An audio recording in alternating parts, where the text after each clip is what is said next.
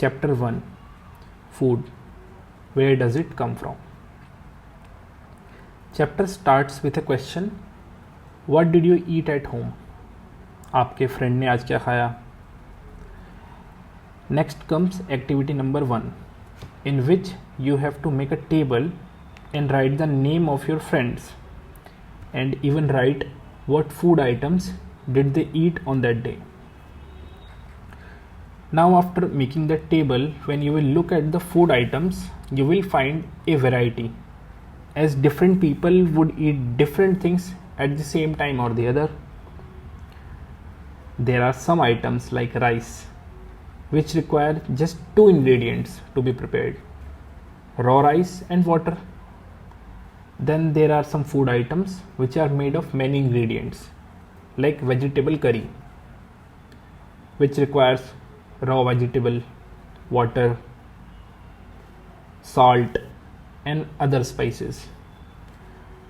Now activity 2 asks to choose some items from this table and try to find out the ingredients that are used to prepare these food items. Like roti बनाने के लिए you will need आटा and water. Fruits and vegetable we eat, they come from plants. Rice and wheat comes from plant which gives us grains.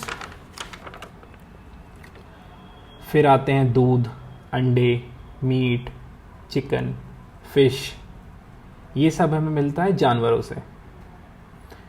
Activity 3 में जो भी ingredients की बात हमने की उनका सोर्स पता लगाना है कि वो हमें प्लांट्स से मिलेंगे या एनिमल्स से, जिसके कंक्लूजन में हमको ये मिलेगा कि plants are the sources of food ingredients like grains, cereals, vegetables and fruits. Animals provide us with milk, meat products and eggs. Plants are one source of our food. Another is like animals. We eat different parts of different plants. किसी के हम पत्ते खाते हैं, किसी के roots, किसी के स्टेम, किसी का फूल खाया जाता है. There might be some plants जिनका एक से ज़्यादा पार्ट एडिबल होता है, like mustard, सरसों. उसके सीड से ऑयल बनता है और उसके लीव्स को एक वेजिटेबल में यूज़ किया जाता है खाने के लिए. फिर एक क्वेश्चन है कि can you think of different parts of banana plant that are used as food. मतलब बनाना प्लांट में ऐसे कौन से पार्ट्स हैं, या उसका स्टेम है, या फ्रूट है, या रूट है, या फ्लावर है, जो एज अ फूड यूज़ किया जाता है. फिर एक्टिविटी 4 में आपको जितने भी इंग्रेडिएंट्स हैं जो प्लांट से मिलते हैं उनको आइडेंटिफाई करने को कहा गया है कि वे प्लांट के किस पार्ट से मिलते हैं. Fruit, stem, root, seeds, flower, या और अगर कोई अलग पार्ट हो तो उससे. फिर आता है activity 5. Activity 5 asks you to take some dry seeds of moong और chana. Put it in a container filled with water and keep it for a day. Drain the water next day and wrap the seeds with a piece of wet cloth and set aside. Following day you will observe that some changes have taken place in the seed, like small white structure growing out of it. These are called sprouts. Hindi में कहते हैं अंकुरित. हनी, शहद, ये मिलता है हमें बीज से. मधुमक्खी जिनको कहते हैं.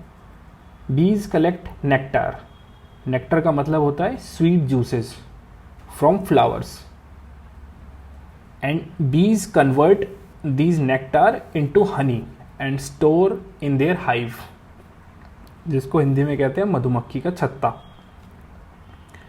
Activity 6 asks you to fill the table with the food eaten by the animals whose name is written in the first part of the table. In activity 7, you will categorize each of these animals as herbivorous, carnivorous or omnivorous depending on the type of food they eat. In last paragraph, there is one moral question. There are many amongst us who do not get sufficient food. We need to find ways by which more food can be grown in our country. That will not be enough. We need to find ways to ensure this food is made easily available to each and every one of us. फिर आते हैं कुछ keywords दिए गए हैं इसमें, जिनके meaning हमें ये चैप्टर ख़त्म होने के एंड में पता होना चाहिए, जो हमें इसी चैप्टर में मिले हैं. पहला है इंग्रेडिएंट्स. इंग्रेडिएंट्स का मतलब हुआ अलग अलग सामान जो लगता है किसी भी एक चीज़ को बनाने के लिए. एडिबल मतलब होता है ईटेबल, खाने योग्य. नेक्टर हमें अभी मिला था sweet juice from flowers which is used in making of honey. Sprouted seeds, अंकुरित बीज. हर्बीवोर मतलब who depend on plants for their food. Carnivore, who depend on animal flesh for their food. Omnivore, those who eat both, means they are herbivorous also and carnivorous also. Then you will come across summary, जिसमें एक एक line में लिखा हुआ है ऊपर की same चीज़ें. There is a lot of variation in food eaten in different regions of India. Main source of our food are plants and animals. फिर हर्बीवोर्स, कार्निवोर्स और ओमनीवोर्स की डेफिनेशन लिखी है.